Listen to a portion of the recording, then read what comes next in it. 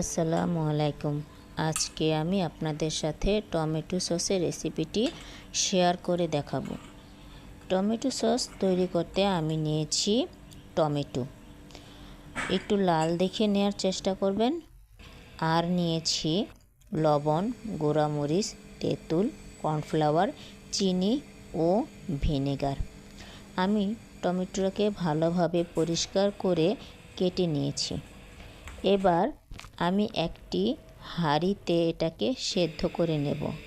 সেদ্ধ হয়ে গেলে এটাকে ঠান্ডা করে আমি একটি ব্লেন্ডারে ব্লেন্ড করে নেব।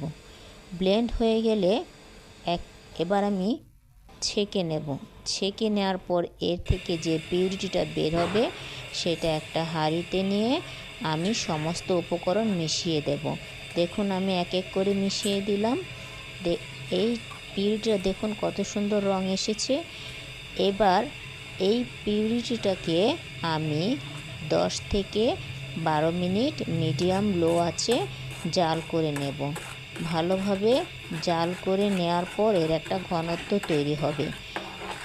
ঠিক 10 থেকে 12 মিনিটের মধ্যেই তৈরি হয়ে যাবে সুন্দর একটি টমেটো সস। এবার এটাকে নামিয়ে আমি ঠান্ডা করে যে কোনো কাচের বয়ামে সারা বছরের জন্য সংরক্ষণ করে রাখতে পারবো।